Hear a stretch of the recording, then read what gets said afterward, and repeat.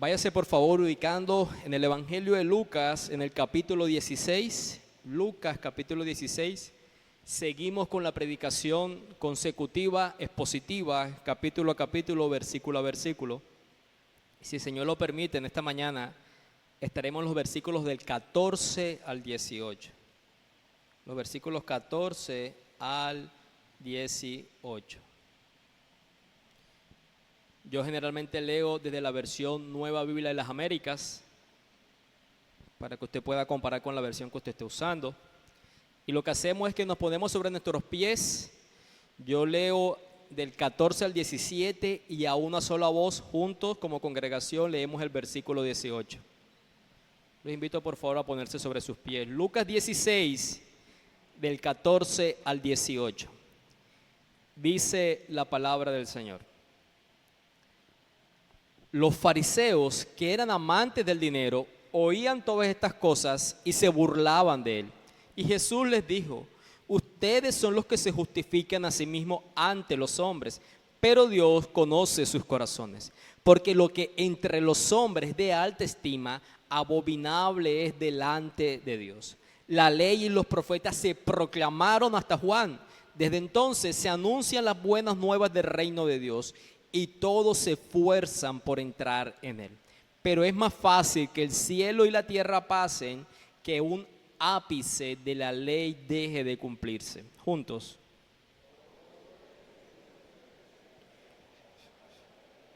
Mete adulterio.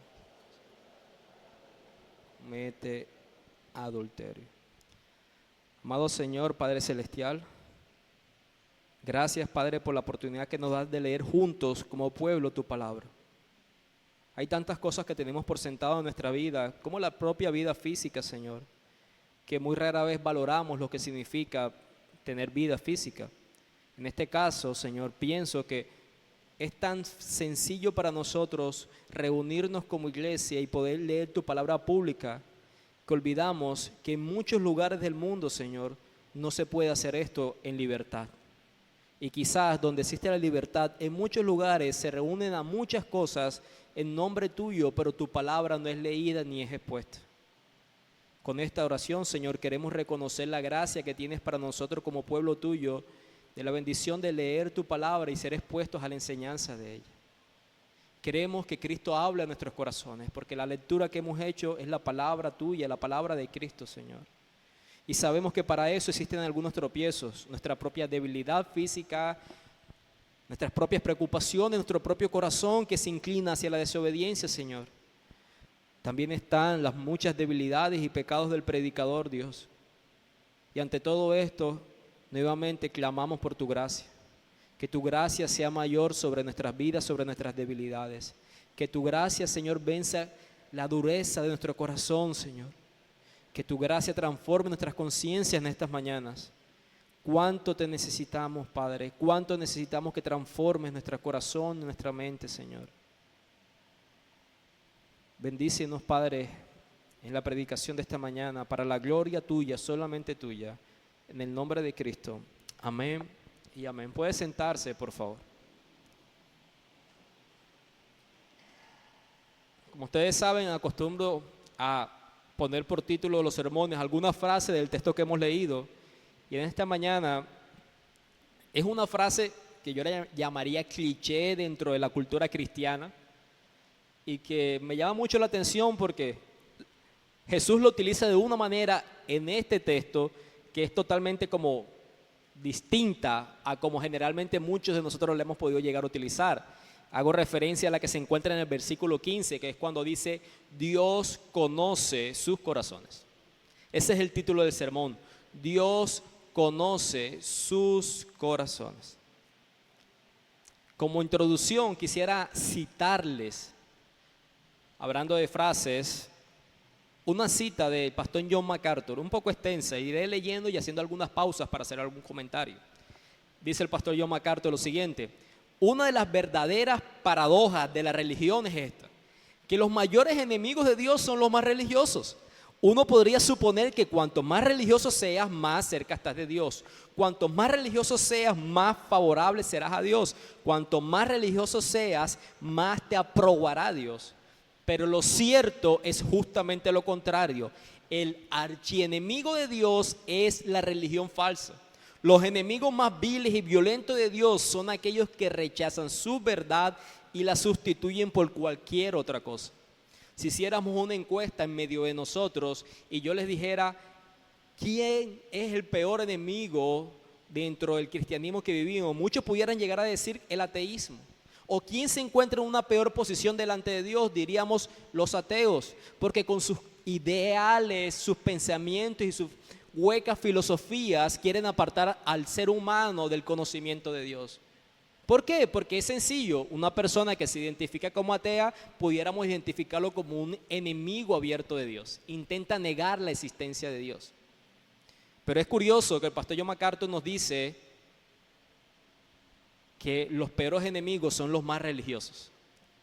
Sigue diciendo, esto hace parte de la cita, es una realidad irónica que aquellos que son los representantes reconocidos de Dios están en realidad llenos del mayor desprecio por Dios y recibirán de Dios el juicio más severo. La religión falsa y los falsos maestros están a la cabeza del desfile de la fuerza antidios en este mundo. Es triste decirlo, pero es cierto que los líderes religiosos de Israel encajan en esta categoría. Llamativo eso, porque recordemos que Israel había sido el pueblo elegido por Dios, donde le había traído su revelación escrita y su presencia para habitar con ellos. Y al pasar los años y al conocer la historia de las Escrituras, vemos cómo se fueron apartando al tal punto que se hacen enemigos de Dios. Un pueblo bendecido por la ley de Dios, un pueblo bendecido por la presencia de Dios, al abandonar esa ley, se hacen enemigos de Dios.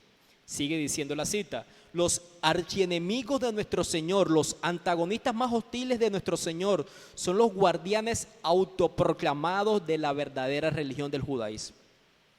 Miren esta parte, la religión falsa siempre es la que más odia a Dios, siempre.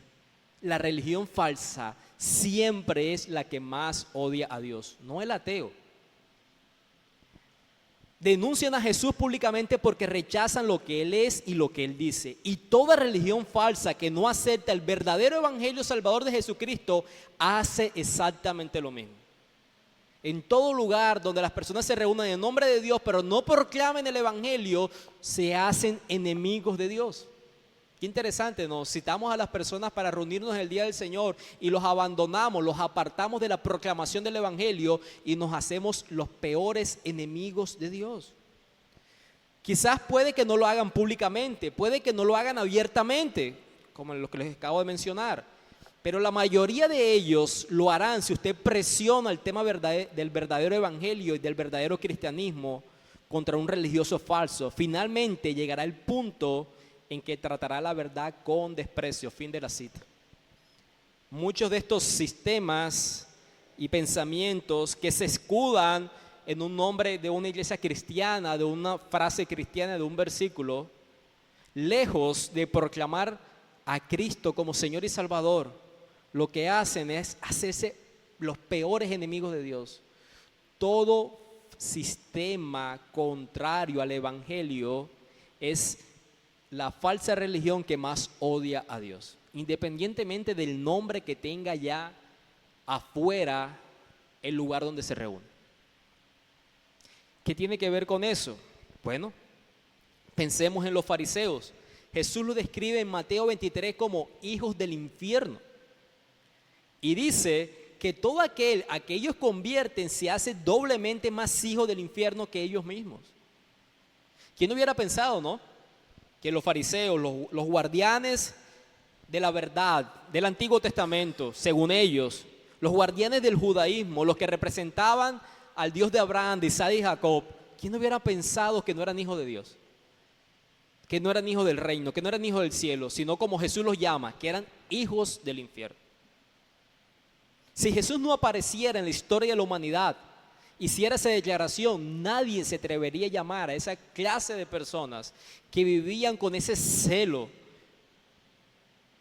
por la ley, no por el espíritu de la ley, por la ley. Los llamaría hijos del infierno.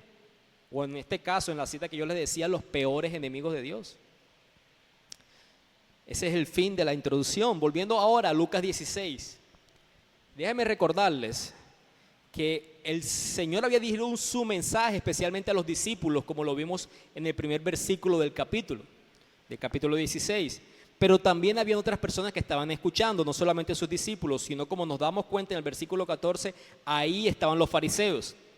Ellos habían oído todo lo que Jesús estaba diciendo acerca de las posesiones materiales y el uso de ello, y acerca de la imposibilidad. Recuerden esa palabra clave del sermón pasado, no es que tú debas servir a uno o servir a otro amo.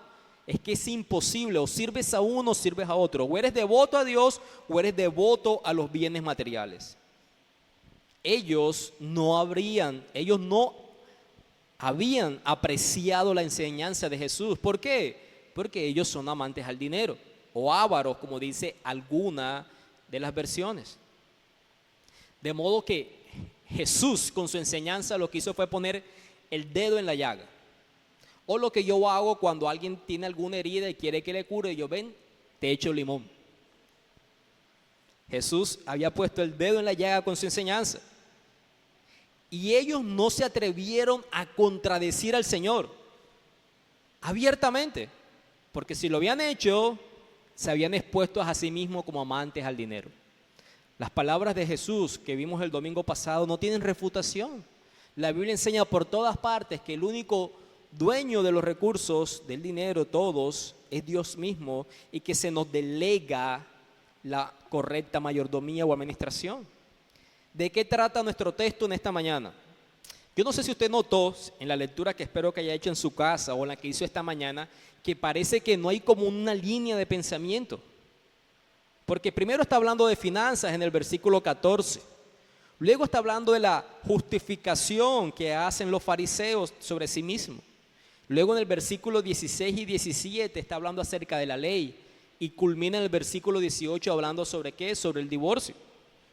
Parece que estuviera siendo ajeno al contexto de lo que hemos estado hablando.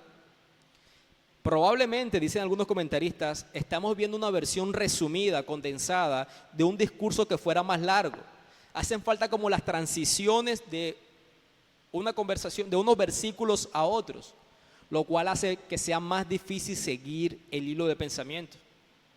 Pero tiene sentido que Jesús se dirija a los fariseos acerca de esa tendencia de justificarse a sí mismo después de todo. Él acababa, como ustedes recuerdan, en el sermón pasado, de decirles palabras de lo que significa el amor al dinero. O amas a Dios o a las riquezas. Los fariseos respondieron en términos, no es así, estás equivocado. Lo que tú estás diciendo no es verdad. Ellos tienden a justificarse a sí mismos. Por eso les habla de ese tema. Pero ¿por qué Jesús posteriormente habla acerca de la ley? Porque los fariseos siempre se vieron como los grandes defensores ¿de qué? De la ley. ¿De qué acusaban los fariseos constantemente a Jesús? De menospreciar la ley. Por eso en otro texto Jesús tuvo que decir que él no había venido a abolir la ley, sino a cumplirla. Jesús le está diciendo, en realidad soy yo el que predica esa ley, la ley de Dios. Y esa ley ha sido proclamada desde los profetas hasta Juan el Bautista. Pero ustedes con su vida desprestigian la ley que defienden. Jesús estaba dejando claro que él no socava la ley. Eran los fariseos quienes lo hacían. Pero la ley, cuando es entendida correctamente, va a mostrar la realidad de nuestros corazones. Por eso, en este pasaje, de un momento a otro Jesús le habla acerca de la ley. Y lo que al final pareciera como una enseñanza de otro momento, cuando está hablando del matrimonio y del divorcio, particularmente del divorcio, básicamente lo que Jesús está haciendo es una ilustración. Ustedes están tan lejos del espíritu de la ley que solamente miren cómo viven sus matrimonios y la facilidad con la que se divorcian. Es eso lo que él hace cuando habla acerca del divorcio, como si fuera un ejemplo. Básicamente déjame parafrasear un poco de lo que se trata estos versículos, porque si no comprendes inicialmente de lo que acabas de leer, va a ser más difícil de comprender el sermón. Dice lo siguiente: Ustedes los fariseos se enorgullecen de guardar la ley, pero Dios conoce sus corazones, que son hipócritas. Lo que está pasando por alto, lo que ustedes están pasando por alto es que la antigua dispensación se cumplió, llegó a su clímax en el ministerio de Juan. Él introdujo las buenas noticias de la venida del Rey y del reino de Dios. Sin embargo, mientras ustedes se burlan de mí y de mi reino, a esas personas que ustedes desprecian, los pecadores, los publicanos, se amontonan por entrar, se esfuerzan por entrar. Cuando yo digo que ha habido, me refiero como a las palabras de Jesús en este resumen, cuando digo que ha habido una transición entre la ley y el evangelio, no estoy diciendo de ninguna manera que la ley se haya dejado de lado. Básicamente la ley se ha cumplido en mí. Por ejemplo, yo defiendo la verdadera intención de la ley de Dios con respecto al divorcio y el nuevo matrimonio, pero ustedes los fariseos la han dejado de lado con sus interpretaciones liberales. Eso es como la paráfrasis o el resumen de estos versículos. Yo espero que usted haya podido comprenderla porque de ahí se desprende el sermón. Jesús confrontándolos a ellos, diciéndoles que ellos no son lo que ellos creen que son frente a la ley y que esa transición de la ley al evangelio no es para abolir la ley. Por el contrario, Él enseña lo correcto sobre el matrimonio y sobre el divorcio, pero ellos tienen una enseñanza herética frente a este tema. ¿Qué quiero que veamos esta mañana? Quiero que primero veamos cómo la ley nos muestra nuestra idolatría. Cómo la ley nos muestra nuestra idolatría. Porque si examinamos la ley del Señor, va a revelar nuestro ídolo. ¿Qué quiere decir eso? ¿Qué es lo que tú adoras en lugar de Dios? Eso es idolatría, adorar algo por encima de Dios. En este pasaje queda claro cuál es el ídolo de los fariseos. Uno de ellos, inicialmente, ¿cuál? El dinero. Pero también queda claro que ellos tenían otra especie de ídolo. ¿Cuál? La alabanza pública.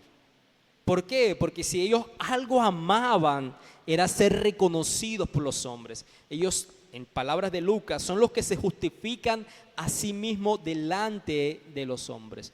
Entonces, los fariseos amaban el dinero y amaban la alabanza de la gente mucho más de lo que ellos amaban a Dios. Y la ley de Dios revela eso. Y en este punto quiero seguir de cerca 5 cosas sobre los fariseos, como un comentario del pastor Ligo Duncan que hace de este versículo que me pareció muy aplicativo. Dice, los fariseos en primer lugar sobrevaloran el dinero. Eso queda claro ¿dónde? En el versículo 14. Eran amantes del dinero. Otra versión dice, eran ávaros. Eran personas que tenían algo que amaban más que a Dios, sobrevaloraban el dinero.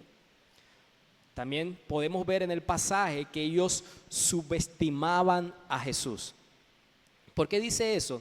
Ellos sobreestimaban el dinero, pero subestimaban a Jesús. Porque cuando Jesús hablaba, ellos que hacían lo ridiculizaban. La palabra que dice ahí, burlarse, significa literalmente como hacer una mueca. No era como que Jesús estaba hablando algo y ellos se reían internamente. Esa palabra burlarse evidencia un profundo desprecio por alguien. Usted y yo lo hacemos, ¿no? Cuando alguien está hablando y usamos palabras despectivas, incluso en relación a un animal, decimos es un loro el que está hablando. Y nos estamos burlando y menospreciando. En este punto ellos están haciendo como una especie de mueca, me lo imagino moviendo la boca acerca cuando escuchaban a Jesús. Es un término que refleja un absoluto desprecio y menosprecio. Ahora, ustedes se pueden imaginar eso. Imagínense que estuviera el Dios encarnado en esta mañana llevando a cabo la enseñanza de hoy domingo. Él estuviera predicando, Cristo mismo aquí presente predicando. ¿Ustedes se imaginan que alguno de nosotros, que la respuesta a la predicación de Cristo fuera ridiculizarles? No, Jesús, tú estás loco, ¿cómo se te ocurre? Lo que tú estás hablando no es conforme a la verdad de Dios. Lo que tú estás hablando sobre mi propio corazón no es así. Estás equivocado. Estás equivocado acerca de mí. Estás equivocado en tu enseñanza. ¿Alguien se atrevería a decirle eso a Jesús si él estuviera presente físicamente hablando, enseñando? Los fariseos sí. Se burlaban mientras menospreciaban la enseñanza de Dios. Se burlaban mientras menospreciaban la enseñanza de Dios. Bueno, sobrevaloraron el dinero, subestimaron a Jesús, dice el pastor Ligon Duncan, también querían parecer justos. Para ellos era muy importante que otras personas dijeran: wow, qué santo es ese que va caminando, wow, qué espiritual es, qué piadoso es, qué sabio es, cuánto lo admiro. Por favor, ven, toma todo de mí, te lo mereces. Para ellos eso es muy importante. Miren la frase, el versículo 15, ustedes son los que se justifican a sí mismos ante los hombres. Esa palabra justifican básicamente es que ustedes son los que quieren mostrarse que están en lo correcto. ¿Pero delante de quién? De los hombres. ¿Y cómo lo hacían? Manifestando que obedecían a Dios, hablando de su propia piedad, como la gallina cuando cacarea. De tal manera que ellos lo que hacían era pregonar, hacer visible su falsa piedad externa. Siempre es característica de un legalista, no le es suficiente ser íntegro, aun cuando nadie lo ve. Siempre quiere el reconocimiento del ser humano. No es suficiente con que Dios lo vea y le diga: buen siervo fiel. Quiere que las palabras de reconocimiento sean las del ser humano. ¿Somos esos? En muchos aspectos, ¿no? En cuarto lugar, aunque querían aparentar ser justos y recibir el elogio de los hombres, no eran rectos delante de Dios en sus propios corazones. Nuevamente en el versículo 15 dice: pero Dios conoce sus corazones. Porque lo que los hombres tienen por sublime es abominación delante de Dios. Lo que los hombres tienen en alta estima es algo que Dios aborrece.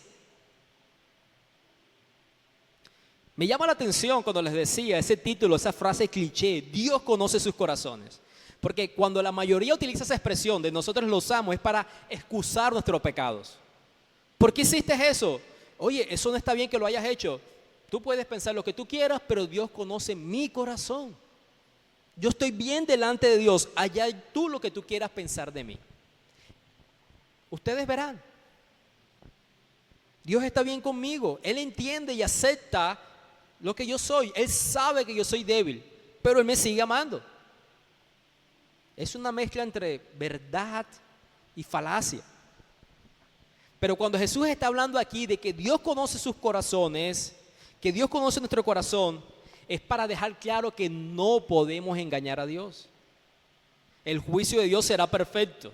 Él va a mirar nuestros pensamientos, nuestros motivos, nuestros deseos, nuestros sentimientos, nuestras acciones y aún nuestras omisiones, porque todo es clarificado delante de Él. Cuando nosotros leemos que Él conoce nuestros corazones, lo que debería haber dentro de nosotros es temor y temblor. ¿Quién de nosotros pudiera mantener su relación más cercana, interpersonal, si esa persona le conociera plenamente como Dios le conoce? ¿Qué matrimonio se sostendría si esa persona que está al lado le conociera plenamente como Dios le conoce? Nos haríamos aborrecibles a nosotros mismos si tuviéramos una mayor profundidad del conocimiento que tiene Dios de nuestro propio corazón. ¿Usted no se ha visto a sí mismo en momentos de debilidad la profundidad de su pecado? Decía un predicador: en mi corazón veo el terreno fértil, la semilla de cada pecado en el mundo. Deberíamos tener temor y temblor de saber de que Dios conoce los corazones. Y por último, los fariseos amaban lo que Dios aborrecía, lo que es abominable delante de Dios. Amaban las riquezas, eran ávaros y codiciosos de corazón por el dinero. El apóstol Pablo ¿qué dice acerca de la codicia? Que es un ídolo, ¿no? Es idolatría. ¿Y qué dice la ley de Dios sobre los ídolos? Que Él aborrece los ídolos. Básicamente, si tú eres codicioso, es un idólatra, y la ley de Dios dice que Dios aborrece los ídolos. Así que los fariseos, queriendo parecer espirituales, mientras que en realidad en sus corazones eran idólatras, tan idólatras como lo pudieron ser los profetas de Baal.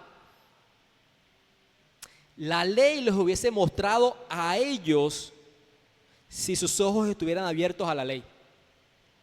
Ellos vieron la ley como un sistema para justificarse y no para diagnosticarlos. Eso marcaba la diferencia en ellos. Ellos no vieron la ley como quien los diagnosticaba y quien evidenciaba lo que ellos en realidad eran, y por lo tanto la necesidad que tenían de Dios para ser justificados por Dios mismo. No. Y eso hace la ley, hermanos, a nuestros corazones. Nos expone, muestra cuáles son nuestros ídolos. La ley nunca es para justificarnos, es para diagnosticarnos, para revelar nuestros corazones. Es la manera como Dios hace visible el conocimiento que Él tiene de nosotros. Él sabe lo que nosotros somos y nosotros necesitamos saber lo que nosotros somos, y lo manifiesta por la ley. Eres un mentiroso, eres un idólatra, eres un codicioso, eres alguien quien deshonra a tus padres, eres alguien que tiene ídolos en tu corazón por encima de Dios. Es la descripción que hace la ley de nosotros. Dice el comentarista J.C. Ryle: la verdad de esta solemne declaración de Jesús aparece por todos lados. Solo tenemos que mirar alrededor del mundo y notar las cosas en las que la mayoría de la gente pone sus afectos para ver lo que Jesús dice que se demostró de 100 maneras. La riqueza, los honores, el rango, el placer. Estos son los principales objetos por los que vive la mayor parte de la humanidad. Sin embargo, estas son las mismas cosas que Dios declara vacías y vanidad, y nos advierte que tengamos cuidado con el amor por ellas.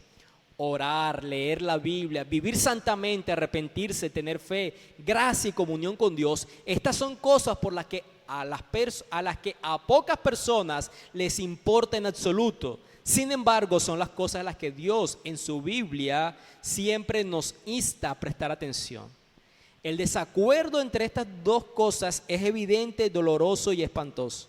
Lo que Dios llama bueno, nosotros lo llamamos malo, y lo que Dios llama malo, nosotros lo llamamos bueno. Pero cuanto más de acuerdo estemos con Dios en cuanto a lo que Él llama bueno, mejor preparados estaremos para el día del juicio. Escuchen esto: amar lo que Dios ama, odiar lo que Dios odia, aprobar lo que Dios aprueba. Este es el estilo más elevado de vida del cristiano. Amar lo que Dios ama, odiar lo que Dios odia, aprobar lo que Dios aprueba. Este es el estilo más elevado del cristianismo. En el momento en que nos encontramos honrando algo que los ojos de Dios valoran en poca estima, podemos estar seguros de que hay algo malo en nuestras almas. ¿Qué valoras tanto que Dios desaprueba? Esa es una seria alarma de la condición de tu alma.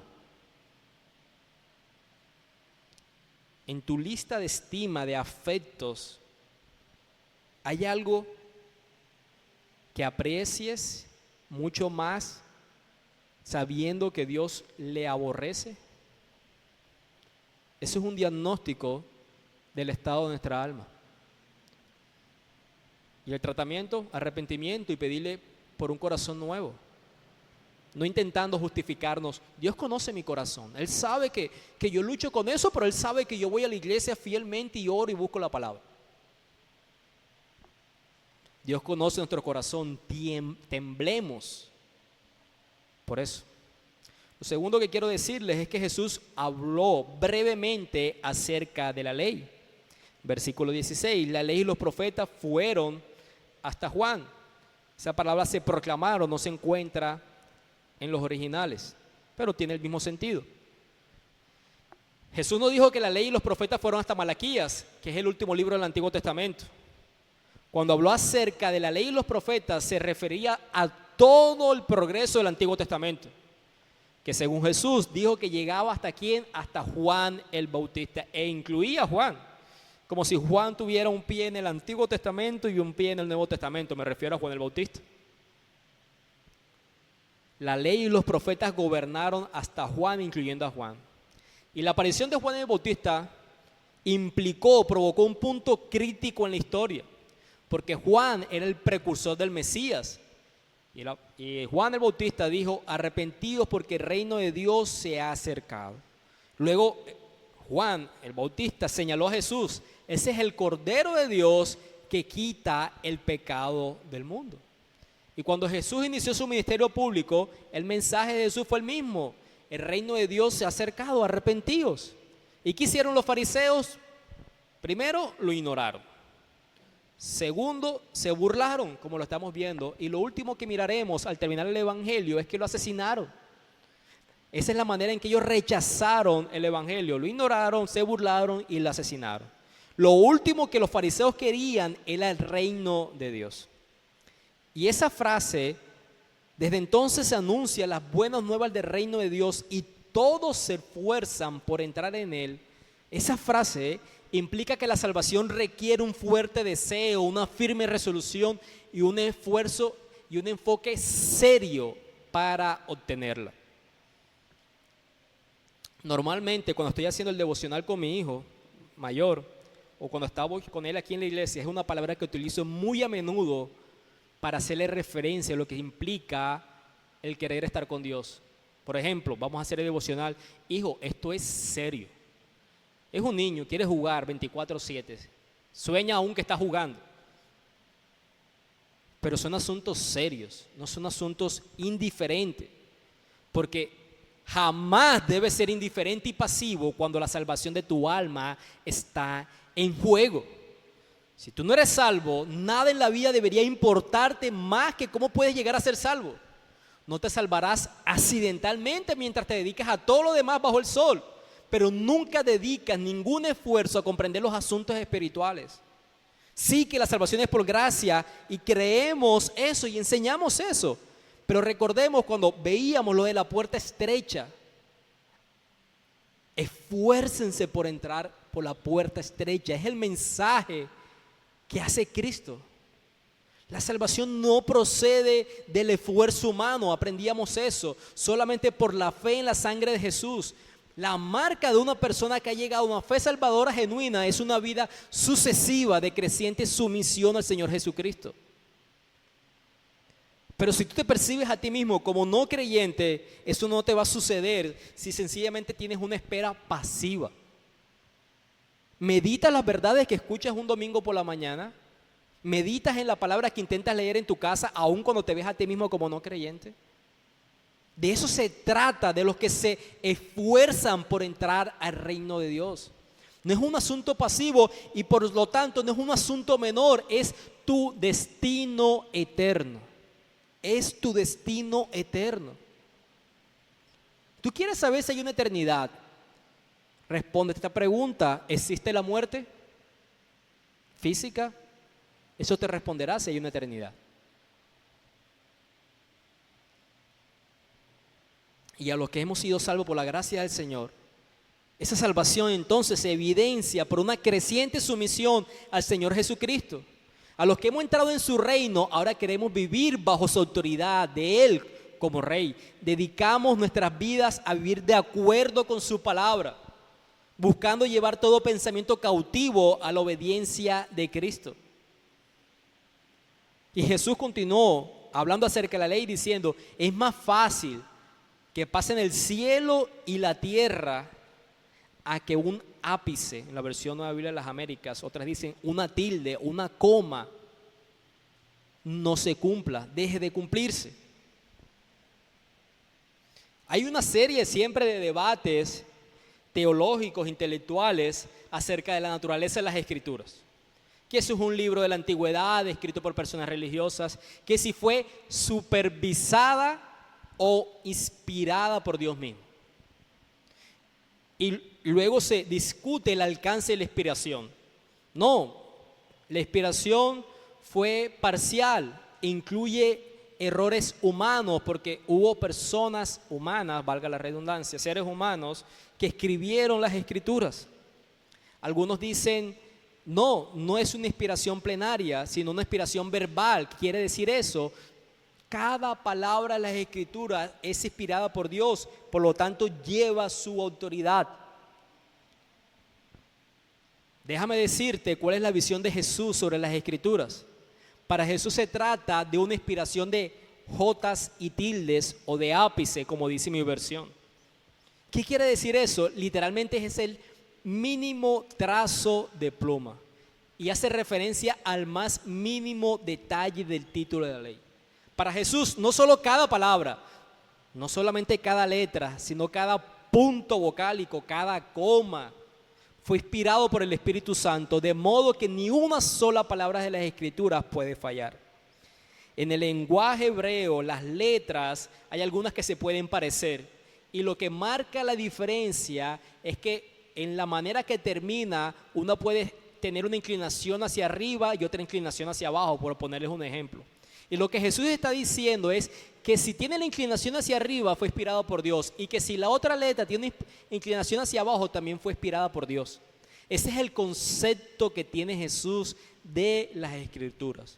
Y por supuesto no queremos tener una visión ni mucho más alta ni mucho más baja de las Escrituras de la que Jesús enseñó.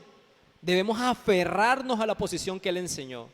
Él dijo, es más fácil que pasen el cielo y la tierra a que se frustre o que no se cumpla una tilde de la ley. ¿Cuál es tu valor por la palabra?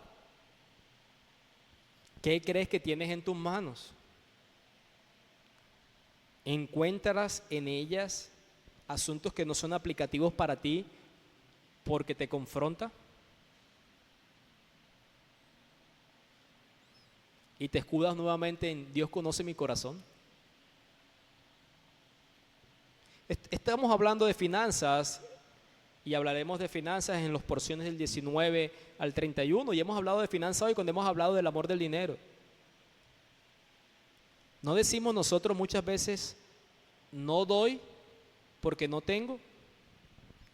Y la Biblia dice, da conforme lo que tienes. El porcentaje, conforme a lo que el Señor te ha dado. Eso va a lucir distinto para cada uno de nosotros.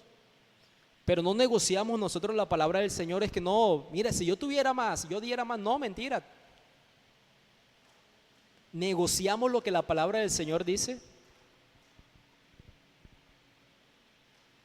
Nuestro propio pecado, ¿cómo lo vemos? La palabra del Señor habla acerca de cómo el hombre adultera desde el corazón. Nos sentimos justificados porque tuvimos el mal pensamiento frente a una mujer, porque es una persona que es inmodesta. Wow, si no se vistiera así, yo no sintiera este pensamiento. La Biblia habla que somos homicidas por el odio hacia el prójimo. Sentimos justificados porque nos trató mal inicialmente. Cristo tenía en suma alta estima la palabra del Señor. Entre más tengamos esa estima por la palabra del Señor, más nos someteremos voluntariamente bajo el liderazgo de nuestro Rey, Cristo mismo. Y lo último de esta mañana es que Jesús ejemplifica que la ley permanece. Él acaba de decir, mira, toda la ley se cumplirá. Primero deja de existir este cielo, esta tierra, antes que la ley deje de cumplirse.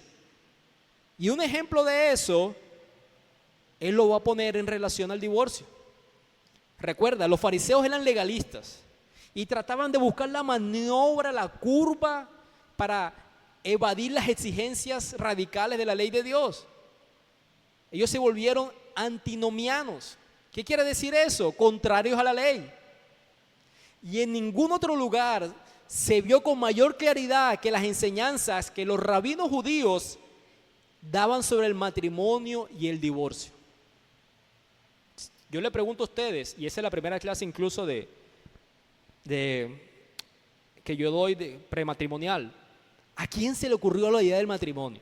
¿De dónde surge eso? ¿A quién se le ocurrió celebrar eso? ¿De dónde surge el matrimonio? Por supuesto que la respuesta es de Dios. Hablamos de eso, como les mencioné, en mis clases prematrimoniales, en las mismas celebraciones de matrimonios. Decimos que es una institución por Dios y por lo tanto, como Él la creó, Él la regula por sus mandamientos. Que no somos libres de hacer lo que queramos con el matrimonio, porque no es un invento de nosotros, es un invento de Dios.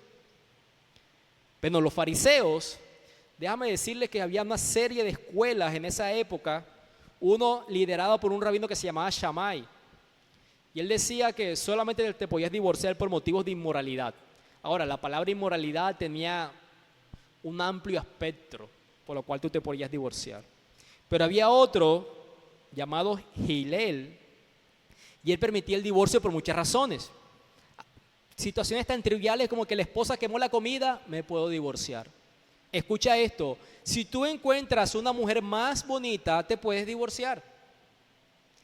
La evidencia de los líderes religiosos fariseicos mostraban cómo para ellos la ley no tenía valor. Mientras que Jesús, en este ejemplo que les está diciendo, lo que les quiere decir básicamente es su compromiso con la ley de Dios.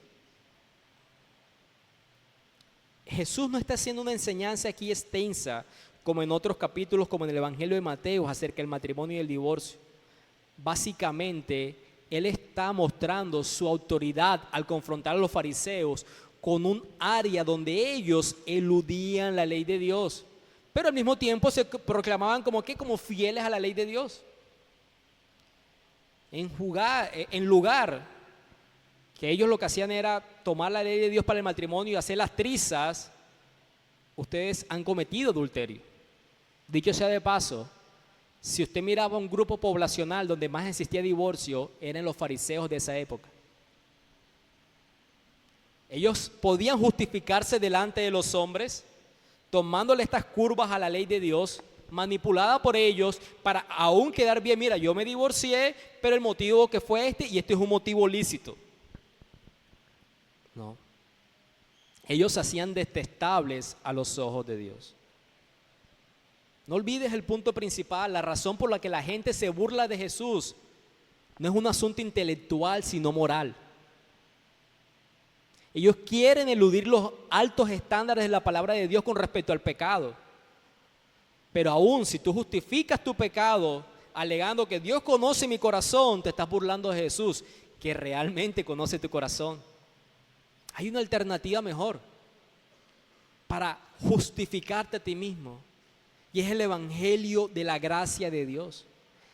Ese evangelio nos aparta de la autojustificación y nos clarifica la plenitud de la obediencia de Cristo. Que confiemos en esa obediencia, que creamos que Él pudo cumplir lo que la ley perfecta de Dios ha establecido y que ningún ser humano puede llegar a cumplir por sí mismo. Y cuando ese evangelio es aplicado a nuestros corazones, nos devuelve a la obediencia voluntaria de la ley de Dios. ¿Por qué? Porque vamos a apreciar todo el contenido de la palabra de Dios y va a ser de nosotros un deleite el querer cumplirla. No solamente conocerla, sino someterse a ella. Solamente el evangelio de Dios transforma un corazón para someterse a Dios en un acto de gozo, voluntariedad, deleite, regocijo y alegría. El esfuerzo humano nunca verá la ley de Dios de esa manera. El evangelio sí hace que el corazón vea la voluntad de Dios y diga, aunque he pecado, mi meta es esa. ¿Cómo? En dependencia de tu gracia. Es eso lo que el evangelio, la gracia de Dios, hace en corazones pecadores como el suyo y como el mío, y donde los fariseos fallaron, vieron la ley para justificarse y no pueden, porque Dios conoce nuestros corazones. Vamos a orar. Amado Señor, Padre, bendita es tu gracia, tu misericordia para con nosotros, por la oportunidad que nos das de leer y apreciar tu palabra en esta mañana, Señor. Hemos considerado varios asuntos del corazón de los fariseos y quizás muchos de nosotros nos pudimos sentir identificados. Quizás nos gusta que nos reconozcan y que nos alaben, quizás nos identificamos con el amor al dinero, quizás nos identificamos que tenemos en alta estima cosas que tú aborreces, Señor. Y en todo esto, Padre, la solución no es decir que tú conoces nuestros corazones. La solución es creer en el evangelio del Señor Jesucristo, que purifique nuestro corazón, pedirte que nos permitas apartarnos del mal, Señor. Padre, Cristo tenía en suma alta estima tu palabra, entendiendo que la ley tuya, tu palabra, se cumplirá. Primero deja de existir el cielo y la tierra antes que tu palabra no se cumpla. y meditábamos y cuestionábamos qué valor tenemos a tu palabra, Señor. Por lo cual te pedimos que renueves el aprecio, el afecto y el deseo de obediencia que tenemos por tu palabra. En la vida de los fariseos lucía su falta de valor por la palabra en un mal entendimiento de lo que es el matrimonio y el divorcio. En este mundo en el que vivimos, el matrimonio también es considerado a la ligera, Señor, y también otros muchos aspectos donde nosotros fallamos en el entendimiento de la ley. Produce en nosotros, Señor, un aprecio por tu ley, produce en nosotros un aferrarnos a Cristo por su obediencia, porque solamente Él pudo obedecerle a Dios. Bendito seas, Padre. Amén y amén.